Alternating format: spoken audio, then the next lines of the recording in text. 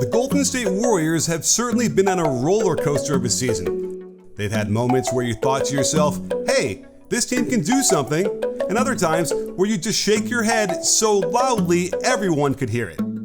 But nothing captures this dichotomy better than their defensive performance on the road versus in Chase Center. Overall, they're ranked 17th in defensive rating, but when you isolate for where they're playing, a different story emerges. When you look only at home games, they become incredibly stingy, ranking 3rd in the NBA. But as soon as they hop on a plane to another arena, that number plunges all the way to almost the bottom of the league. I don't think we've ever seen a team be such a Jekyll and Hyde like this, and their record proves it. They go from the 3rd best home winning percentage to the 4th worst on the road, and I felt compelled to figure out why. I turned to the elves over at Bucket List Fans to help identify where it was going wrong for them defensively, and as always, they delivered the buckets. 2 things quickly emerged: the amount of restricted area shots attempted by their opponents and the percentage of corner threes. If you take away the Washington Wizards, we see the Warriors give up almost 12 more shots at the rim on the road than at home. And this difference is well over twice as many as the next team on this list. That is just staggering and also confounding. I mean, I totally understand how a team might shoot worse in an unfamiliar arena, but how would defense be affected that much?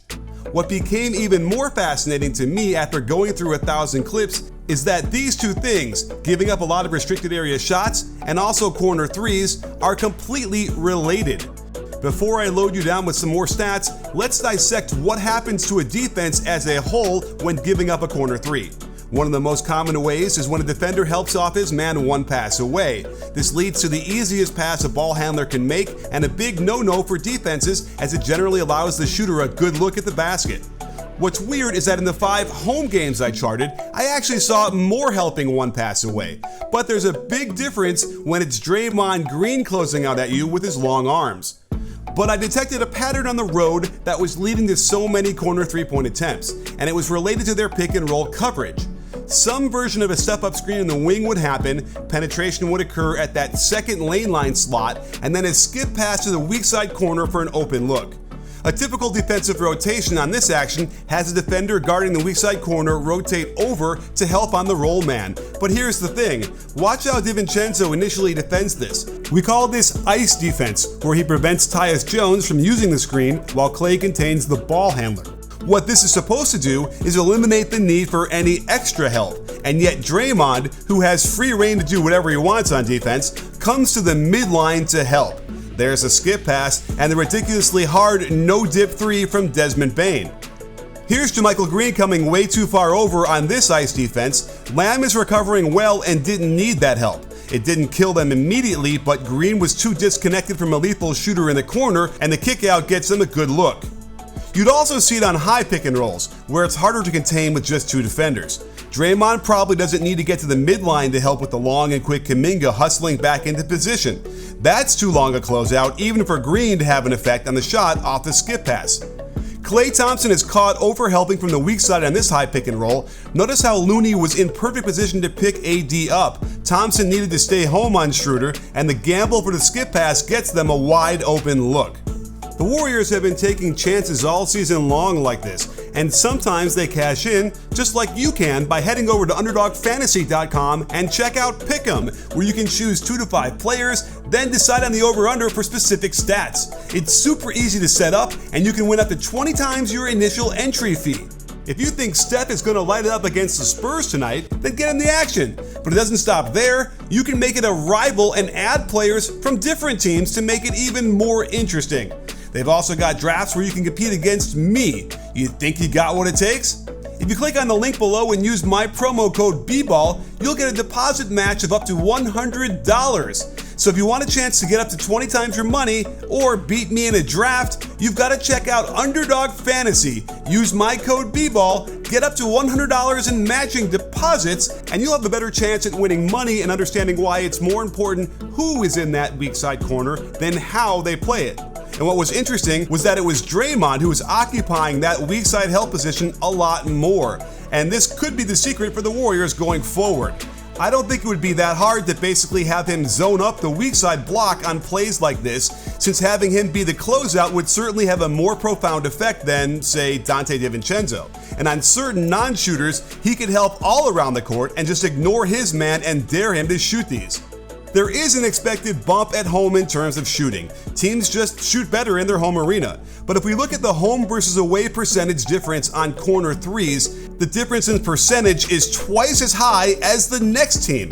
When I charted these games, one name came up more than any other on the road, and that's DiVincenzo's. He's just not as effective at 6'4" with a relatively short wingspan. Plus, he likes to wander around out there under the auspices of being an active help defender, but oftentimes it ends up as unnecessary and puts him in bad positions where he can't get back to the shooter in time. The good news is that Gary Payton II is back, and the best way I can figure to help lower their opponent's corner three-point percentage is to play Donte less than his normal 26 minutes per game in the playoffs. But how does this relate to the Warriors giving up so many more rim attempts on the road versus at home? I thought maybe it was related to fast break attempts, where the road team might get beat down the court more often by an energetic bunch of players with 20,000 fans cheering them on. There are two teams that have a bigger difference in transition, and interestingly enough, the Warriors are able to hold their opponents to worse shooting when they're on the road, putting them among only 11 teams that did that. In the half court, however, it's a little different. Other than those pesky Wizards, no one gives up a bigger difference of shots at the rim at home versus the road than the Warriors, and the gap is sizable. That said, the percentage difference isn't that huge, as 9 other teams fare worse in this category. What's fascinating about this is how it's related to the same issue that gives up so many corner three-point shots. After all, those corner threes tend to be generated when the defense gives up deep penetration and then the ball gets kicked out because the defense had to collapse to the paint. With similar wing ball screen action, if the defender allows the ball deep like this, the weak side corner has to rotate over. And watch how Clay is worried about the skip for the corner three. That means he won't bump down to the dunker spot and they get the easy layup. When Kuminga gets beat too easily on the wing, Clay has to rotate over. Poole stays out of the lane worried about the corner, and that means the dump-off pass is wide open. Both weak side defenders in Poole and Clay are trying to stay home, worried about the kick out to the three-point shot, and that allows Draymond's man to inch down to the restricted circle and jump hook without pressure. Compare that to this possession at home, where Poole does a nice job to prevent the pass to the corner and Lamb sinks to take away this cutter. As a result, they force the turnover. The rotation over is something most teams do pretty well, since it's an easy read triggered by the ball penetration with a drive or pass to the roll man. But it's the sink and fill by the guard that has to happen, or else you'll get these kind of shots. And a disturbing pattern on the road when looking at all the shots in the restricted area was how often Jordan Poole fell asleep on the weak side. There is a distinct lack of communication coming from him and the inability at times to recognize who he needs to pick up and where he needs to be when he's not guarding the ball, culminating in this play where he's clearly guarding Jalen Williams but then decides he wants to guard Isaiah Joe in the corner. What? One easy solution for the playoffs would be to simply cut the minutes down for DiVincenzo and Poole. If you give those minutes to Payton, you're making your defense much better, while he's also demonstrated the ability to shoot effectively from behind the arc in a true 3-and-D fashion. It wasn't hard to pinpoint the what, but the why is a lot more tricky.